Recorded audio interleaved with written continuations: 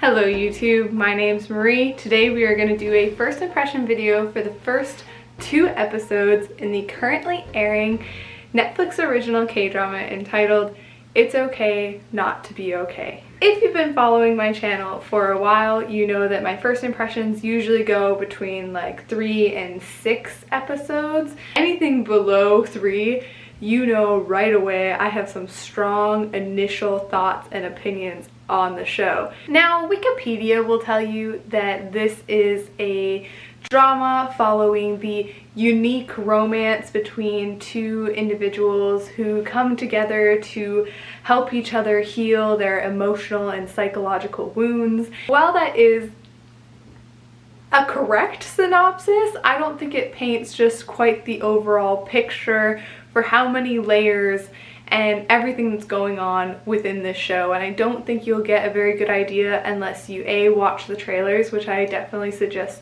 you to do because you'll get an idea of just how beautiful the show looks, and B, without talking about the characters. So we're gonna do that. We're gonna just go in and talk about characters. Our male lead is a psychiatric nurse who, despite being very good at his job and probably really enjoys his job, he bounces around between hospital to hospital and never stays anywhere longer than a year.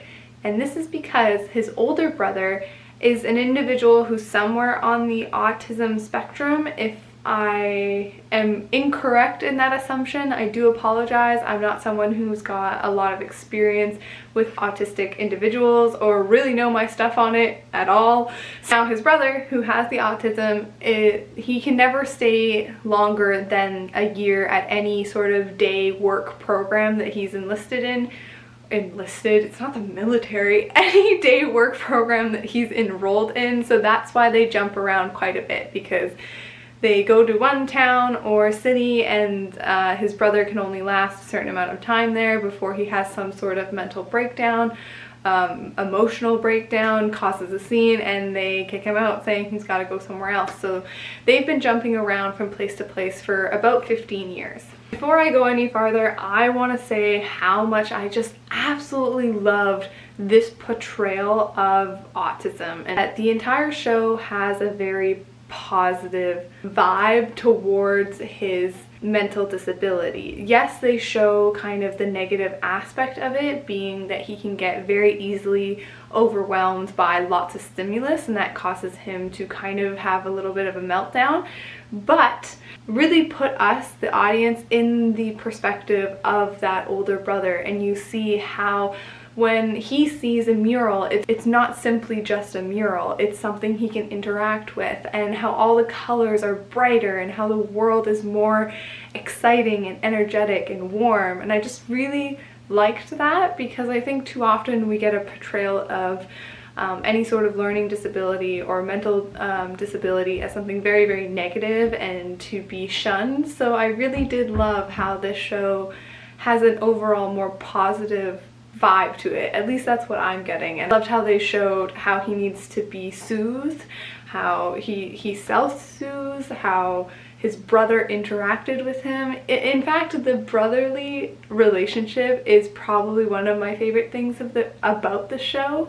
I just thought all of their interactions together were so charming and incredibly endearing. I think I have 2 favorite moments of them together. One is when they're on the bus coming home from an event. Our male lead gives his brother this dinosaur book, and just the joy that that gave his older brother and everything leading up in that moment, like that entire scene was just so incredibly cute.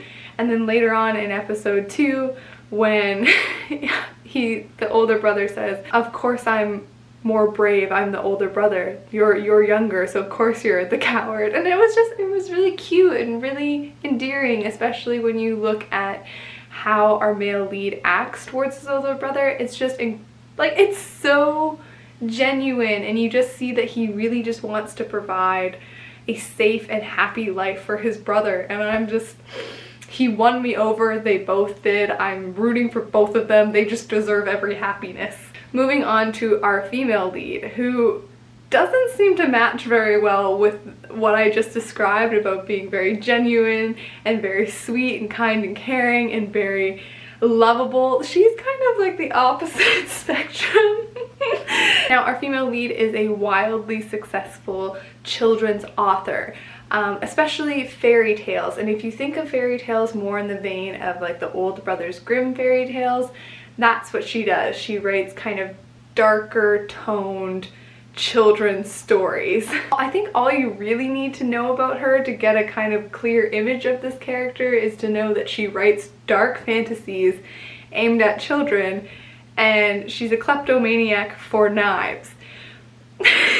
I think we can safely say that K-drama land has adopted this new but very interesting female lead archetype, being an aggressive, eccentric, finely dressed boss bitch. And I am here for it, and I'm not mad at all. I've seen some comparisons to this show to Hotel de Luna, and I think because of those two female leads have those similar archetypes, but they're very different from each other. I mean, how many male leads do we know of who's the quiet, good at his job type, you know? Like, I feel like it's just become a new springboard for a female lead character, and I'm all for it, because for a long time we've had that very mousy, overly kind, overly self-sacrificing kind of female lead. So this is the complete opposite of that, and I love it. I'm so here for it. The actress is doing just a phenomenal job. I love the way she speaks, and every movement she makes adds to the aurora of this